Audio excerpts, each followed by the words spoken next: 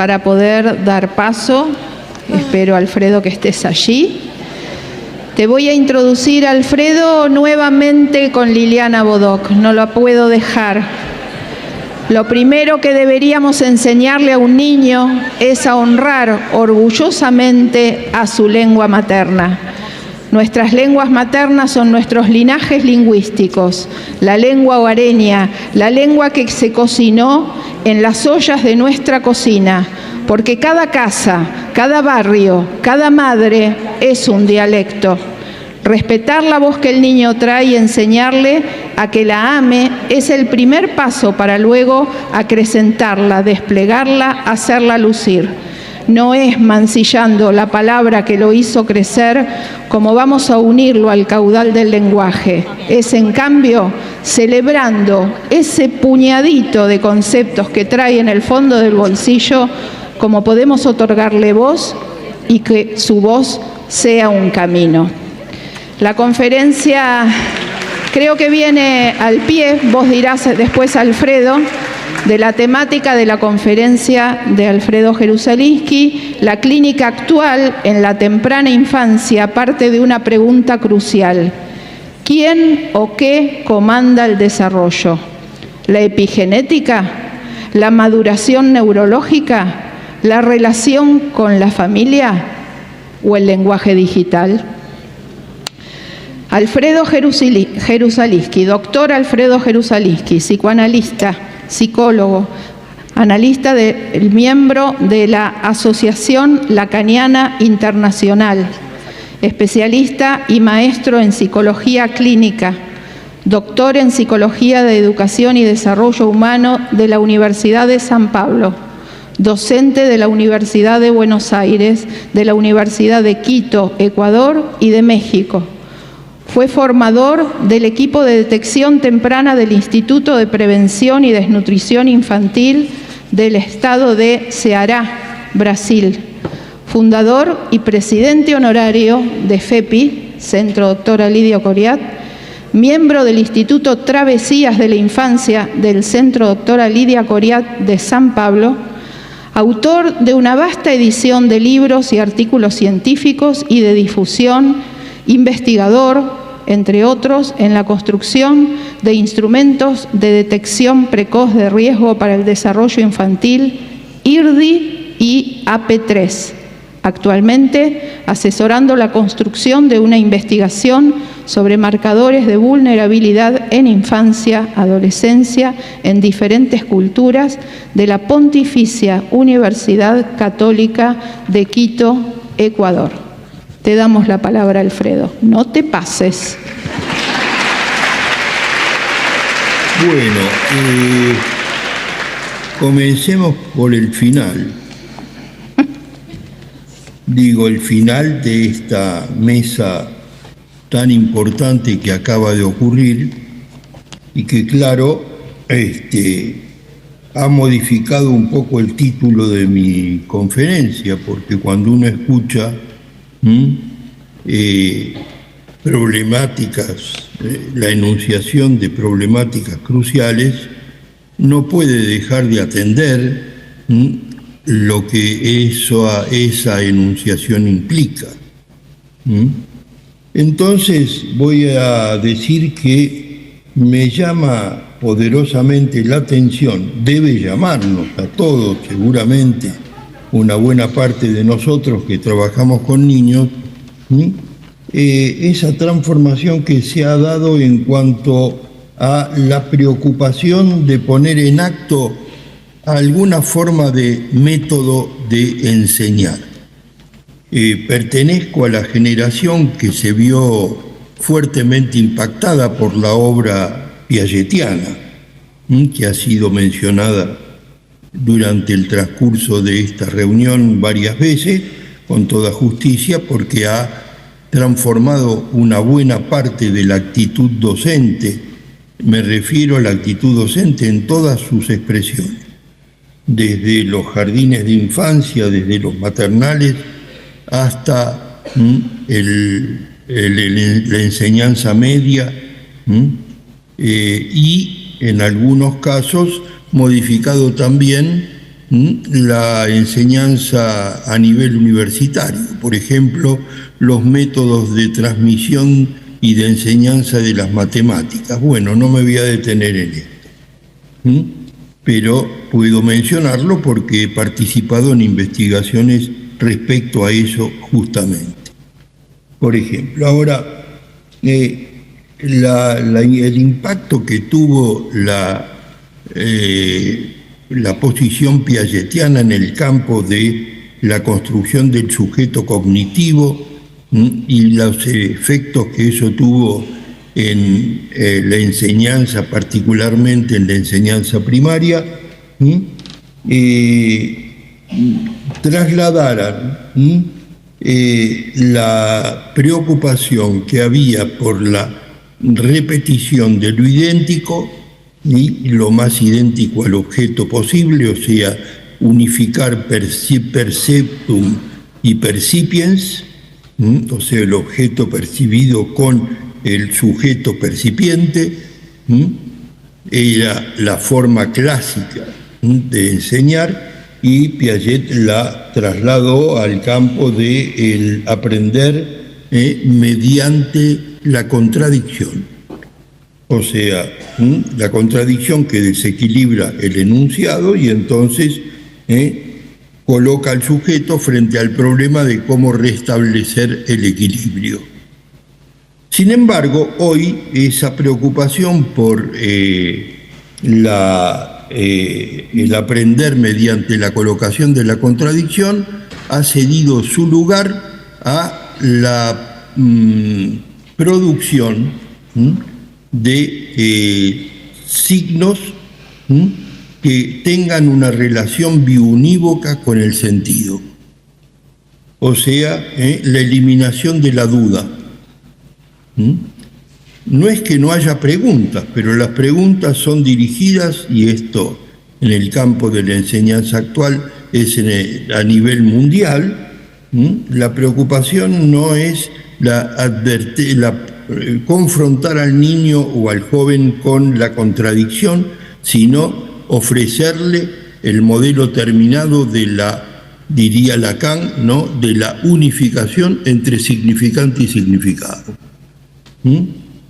Y esto es extraordinariamente atrayente para un niño que justamente entra en el mundo del lenguaje, y al entrar en su entrada en el mundo del lenguaje descubre que para el mundo hasta ahora, por lo menos, o hasta hace muy poco, el mundo de los padres, la relación entre el signo lingüístico y el objeto o el sentido transmitido es incierto.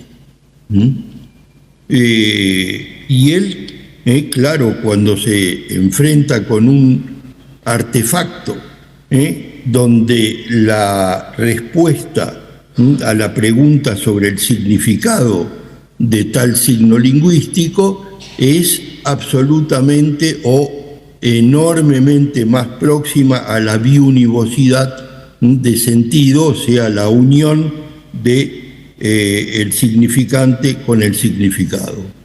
Lacan se anticipó a esto y exactamente en el año de 1968 él escribe, mejor dicho, dicta en uno de sus seminarios, es que lo peor que podemos hacer los humanos es unir el significante con el significado. Digamos que eso apaga nuestra libertad. ¿Por qué apaga nuestra libertad? Y simplemente él lo responde, nos advierte. Dice, yo no puedo resolver esto, pero los dejo debidamente advertidos de que se viene la maroma. Que esta pasión por unificar el sentido en uno solo va a apagar toda su capacidad poética, toda la magia que Mercedes Pedemonte nos ilustró muy bien el papel que cumple en nuestras vidas y en nuestro saber, dice, bueno, lo que pasa es que nuestra condición humana está ligada a algo que es del orden de la letra, pero en la medida en que la letra no sea biunívoca, o sea, que la letra esté al servicio de la polisemia. O sea que cuando la palabra termina en A, quiere decir una cosa, y la misma palabra terminada en O quiere decir otra cosa. No sé si esto lo familiariza inmediatamente con todo el conflicto que tenemos con la identidad sexual y las letras, ¿no? O sea, es con E, es con X, es con lugar vacío, es con qué signo, pero no puede ser una variabilidad, no puede consistir en una variabilidad polisémica. Y esto es lo que hace que aquellas preguntas que los niños nos hacen cuando tienen 4 años o 5 años, por ejemplo, papá, ¿quién puso esa montaña ahí? Clásicamente, ellos tenían una respuesta prefabricada, podía responderse de diversas maneras, pero el significado era siempre el mismo. Dios. El Dios podía ser Jesús, Alá o quien fuera, pero era Dios. En algunas culturas eso se mantiene y en otras no. Pero en la cultura global eso no se mantuvo. La modernización tomó cuenta del planeta, no en todos sus lugares, depende de la geografía y de los obstáculos geográficos, pero ahora tenemos instrumentos que eliminan los obstáculos geográficos y entonces se trata de una globalización en el campo de la lengua.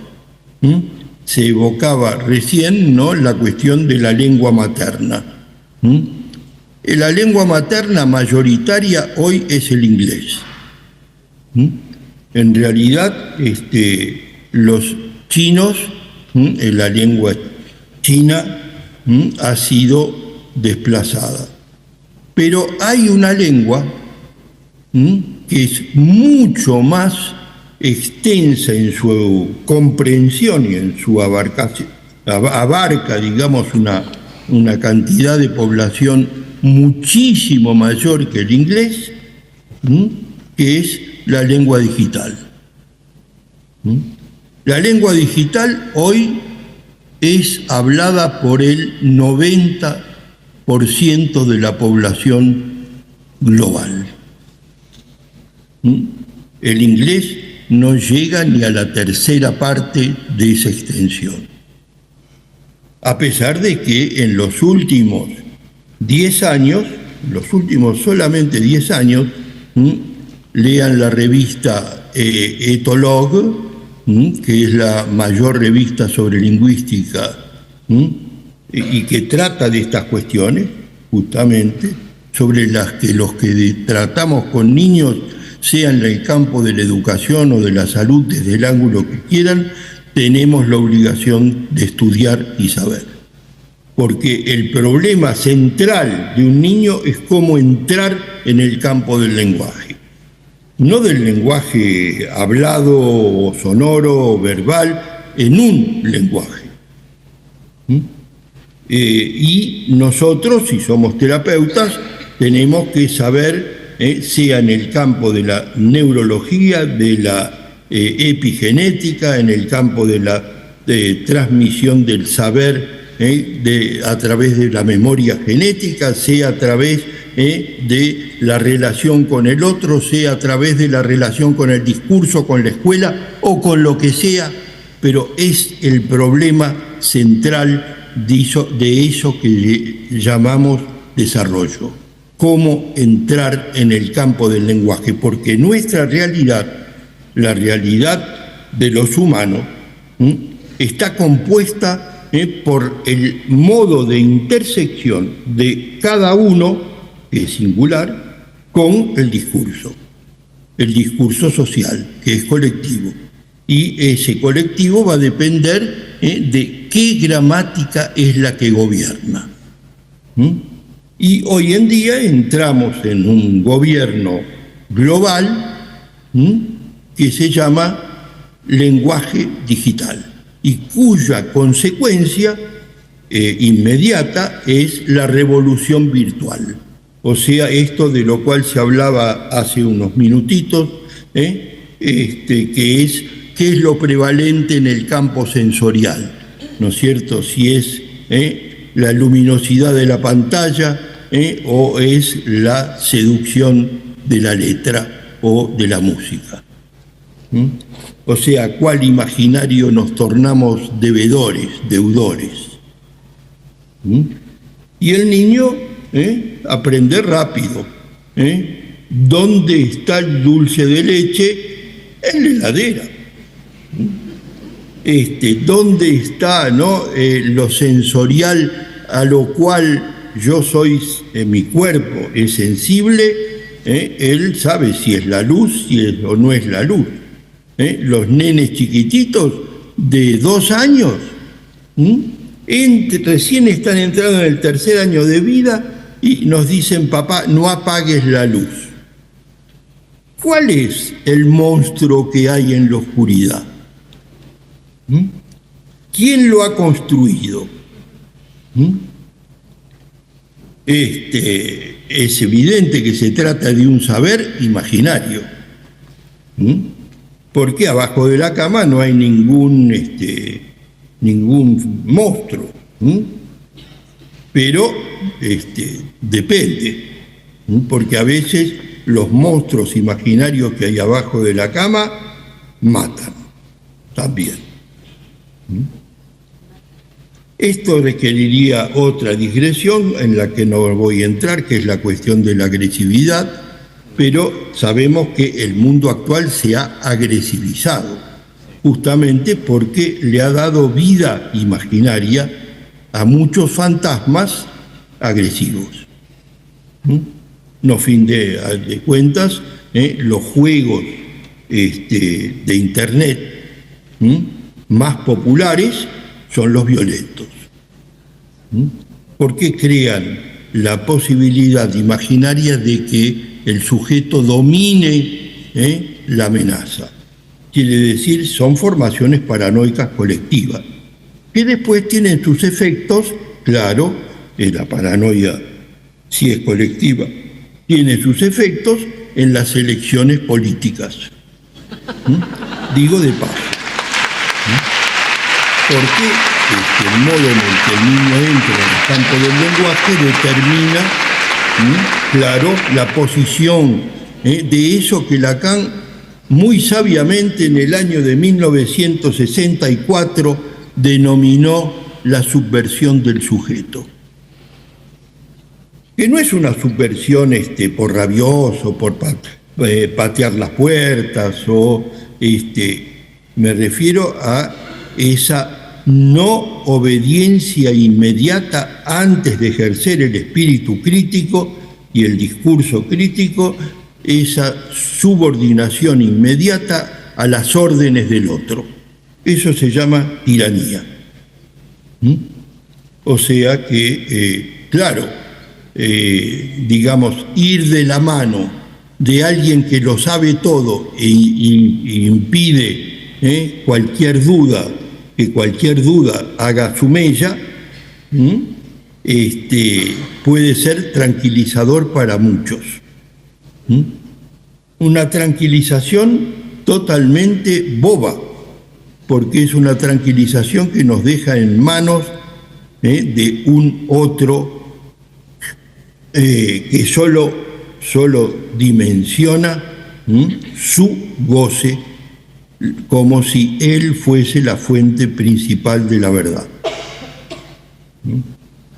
Bien, estamos frente a este problema. Entonces el problema es en la clínica actual de la temprana infancia, que es el momento de la entrada del niño en el campo de las significaciones, para lo cual precisa de un cerebro, precisa de un neurometabolismo adecuado, precisa de cuidadores primarios, precisa de un equipamiento genético que sea sensible a los momentos en que se torne necesario, me refiero a la epigenética, una cierta transformación en el sensorio y por tanto una organización diferente de la percepción, o sea, eso que se llama maduración, eso que se llama puesta en acto de la memoria genética, eso que se llama justamente la sensibilidad sensorial que transmite al campo de la genética cuál es el grupo de genes que precisa despertar de su sueño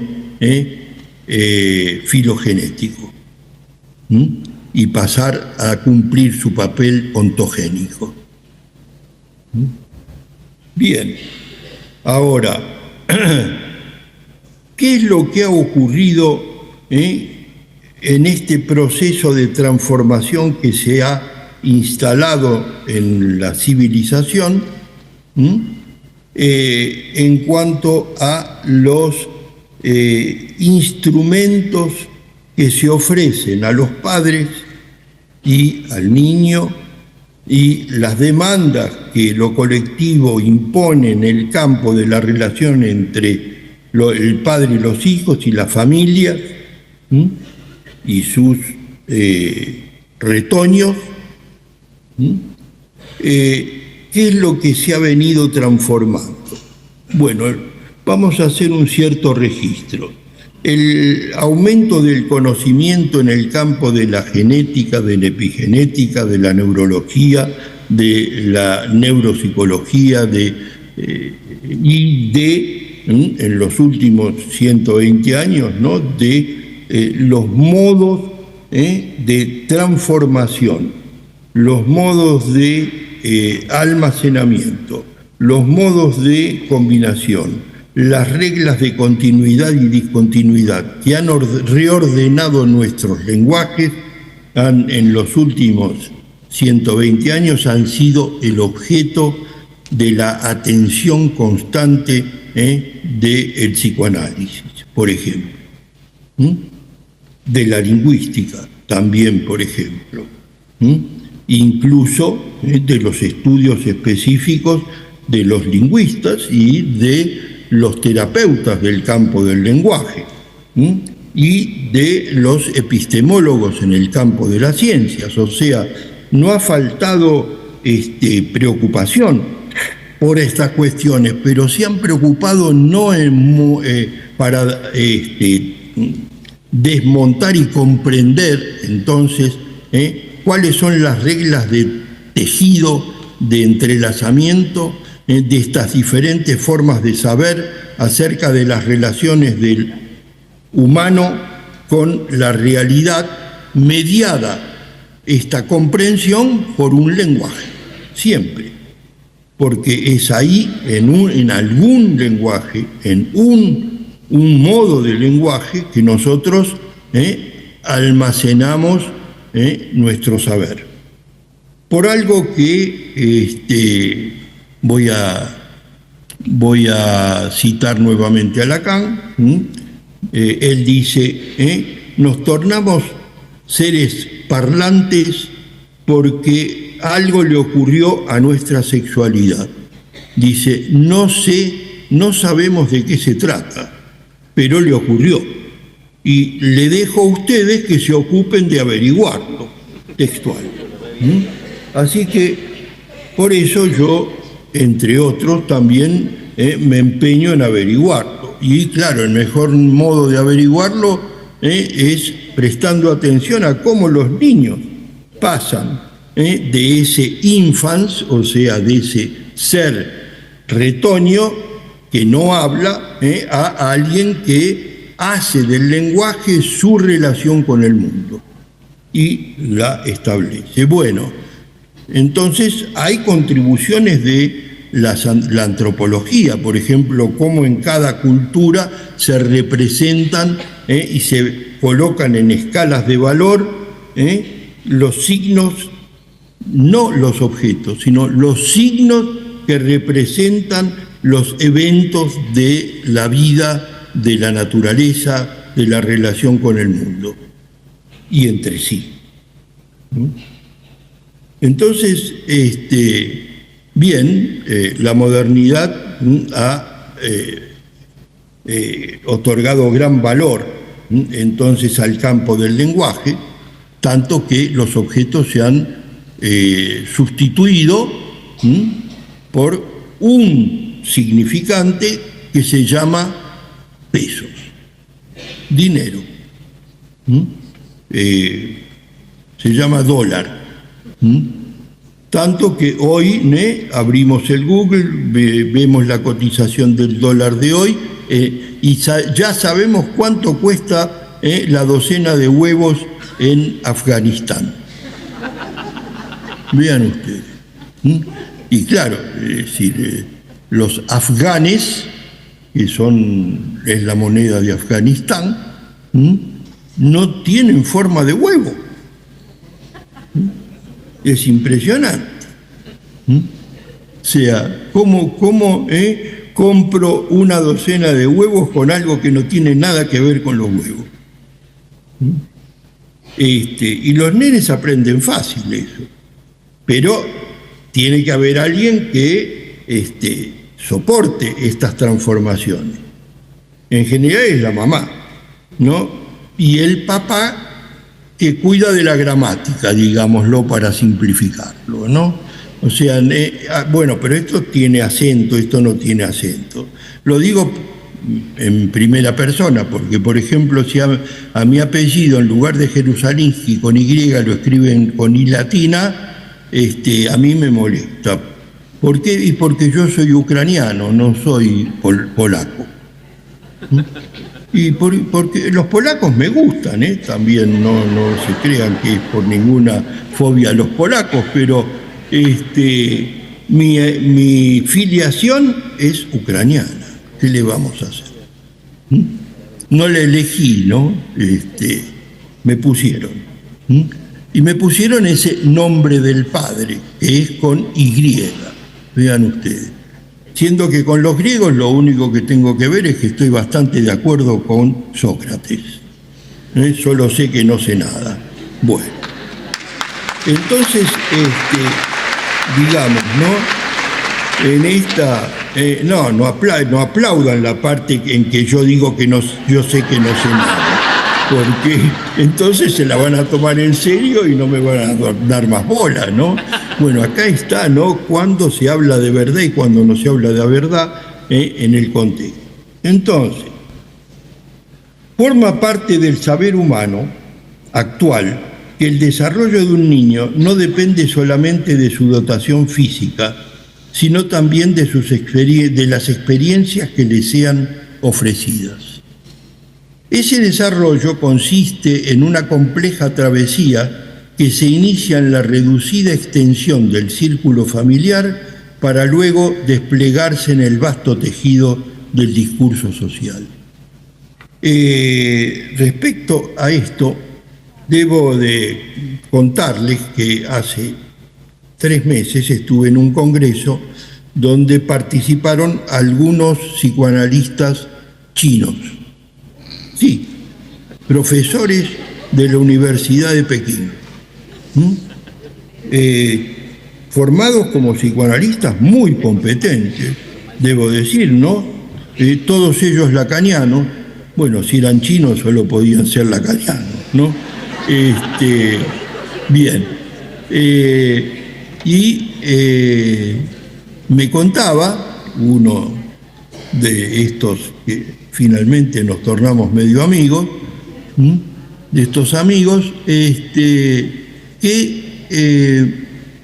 había en este momento están sufriendo un problema colectivo muy psicopatológico, colectivo muy grave en China, que es el siguiente. Resulta que desde el año 48, en que se produjo la transformación del Estado, de las relaciones sociales y la relación con la propiedad privada en China, las familias han sufrido una transformación muy grande, porque antiguamente era la familia extensa. Ustedes saben que los chinos tienen hasta primos de cuarto, de 40 grados, o sea, una relación muy extensa de relación de parentesco. Y resulta que entonces esto creaba una responsabilidad sobre los niños de cuidados de un grupo familiar extraordinariamente numeroso. Por eso nunca le faltaba cuidador a un niño. Pero en la modernización que implicó la Revolución Socialista, las concentraciones de trabajadores en determinados lugares geográficos se tornó en los desplazamientos inconveniente para mantener la intensidad y la extensión de la familia extensa y la familia de parentescos muy potentes. Entonces, al tornarse industrial, el modelo industrial de la familia, cundió la dispersión y por lo tanto los niños pasaron a ser cuidados en gran parte por aquellos que ya no podían participar por diversas razones, incluso la vejez, los abuelos no podían participar del cuidado de la producción industrial. Con lo cual, la relación entre padres e hijos se tornó mucho más distante. Y resulta que esto apagó las relaciones afectivas y creó una especie de reproche generalizado de los niños por sentimientos de abandono en relación a sus padres. Entonces, en la adolescencia, la relación entre jóvenes y la generación anterior se tornó muy agresiva.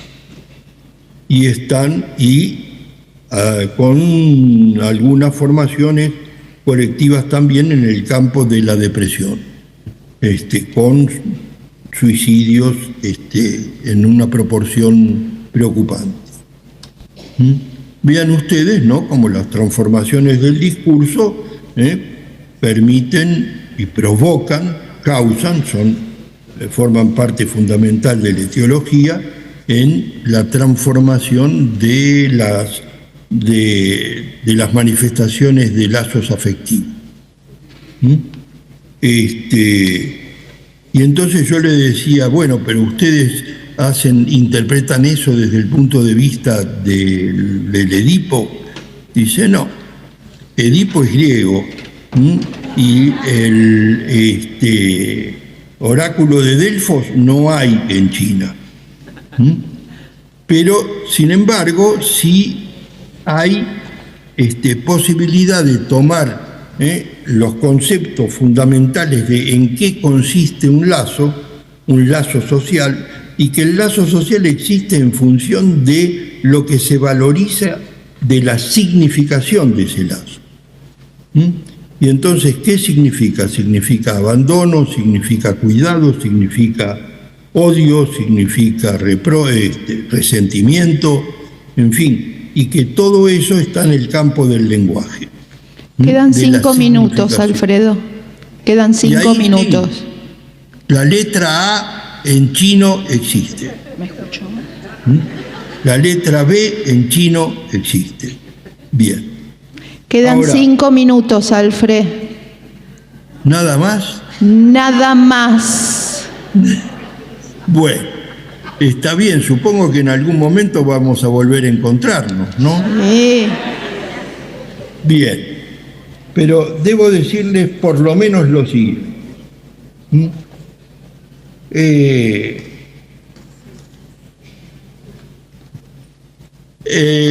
Tenemos que preguntarnos entonces acortando la cosa, qué tipo de niños, qué tipo de jóvenes, qué tipos de sujetos estamos fabricando. Justamente porque en los últimos 10 años se han inventado 1.300 nuevos lenguajes en el campo digital. Y todos estos 1.300 nuevos lenguajes, número publicado por la revista Etolog, forman parte del capital lingüístico con el que se habla hoy en todo el planeta, en todo el mundo.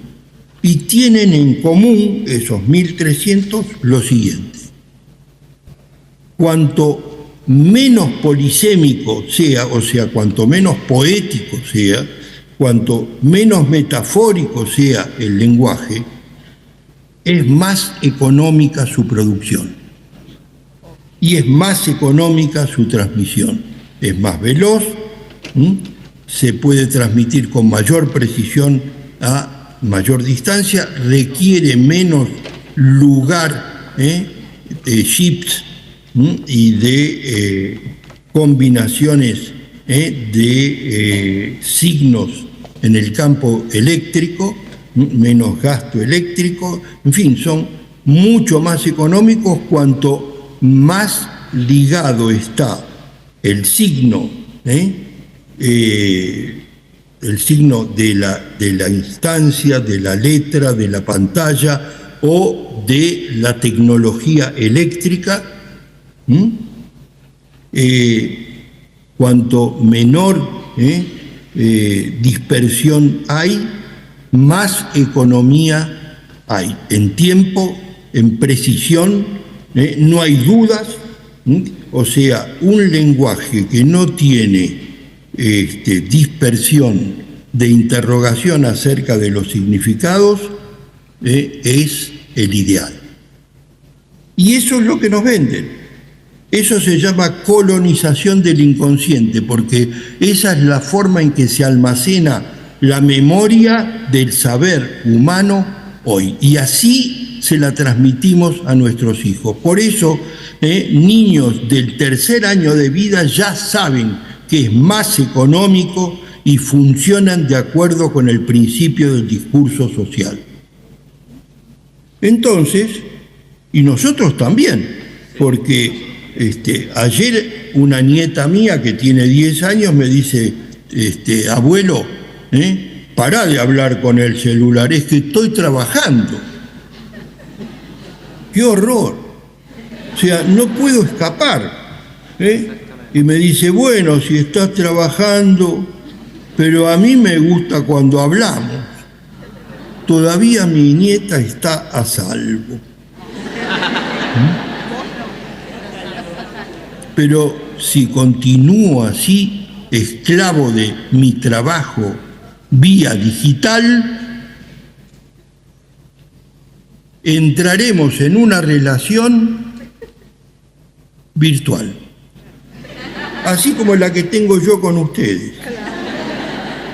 No les puedo dar un abrazo, un miserable abrazo a ninguno de ustedes, a pesar de que estamos identificados en la significación de hacia dónde deberíamos ir. Para terminar, hace unos pocos años, invitado por el diario local 0 Hora, escribí un extenso artículo sobre el tema que ellos me pidieron, que era la globalización. Y yo comencé ese artículo con una ficción. Me encuentro, es una ficción, me encuentro con la reina de Inglaterra. Fíjense, ¿no? Qué pretensión la mía. Y le pregunto a ella, ya que me habían preguntado a mí, le pregunto a ella, señora reina, ¿qué opinión tiene usted sobre la globalización? Y entonces ella me dice, es un gran malentendido. Digo, ¿cómo eso? ¿Por qué? Y porque todo el mundo cree que la globalización empezó ahora. No, la globalización la inventamos los ingleses hace 500 años, cuando dominamos todos los mares. Y ustedes se creen que la inventaron ahora. Yo dije, tiene razón. Digo, pero ahora no se trata del dominio de los mares, ahora se trata del dominio del lenguaje. Y ella me dice, tiene razón. En eso los ingleses estamos atrasados. Y le digo, y hay gente, dice, sí, pero ya no son los países que dominan los lenguajes. Digo, tiene razón. Son personas. Hay uno que se llama Elon Musk, por ejemplo, que él decide qué es lo que va a ocurrir con el mundo. ¿Por qué? Porque él domina de qué modo los bebés que van naciendo son incorporados al lenguaje, mediante un sistema que une significante con significado porque es más económico. Y como lo observé al comenzar esta jornada, cuando Elsa Coriat citó el documento del UNICEF, en que dice, aconseja políticas preventivas para bebés, porque eso es más económico. Fíjense. Si es porque es más económico, entonces sigan con los lenguajes digitales, que van a hacer que todas nuestras relaciones sean apenas virtuales. O sea, con la ilusión de que no ten consecuencias. O sea, van a transformar a todos nosotros en estúpidos. Solo eso.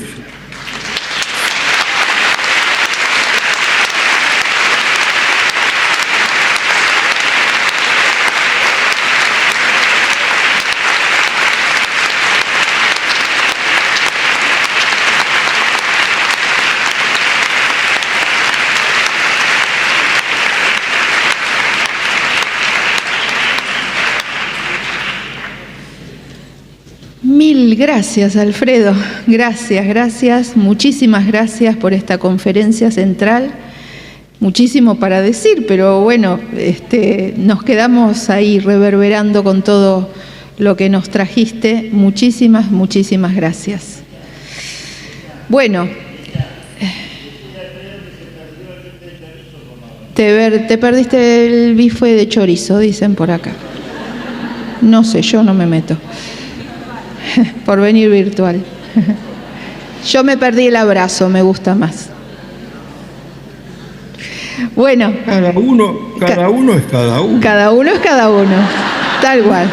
Ronnie el bife de chorizo, yo el abrazo. Ahí dejamos. Basta.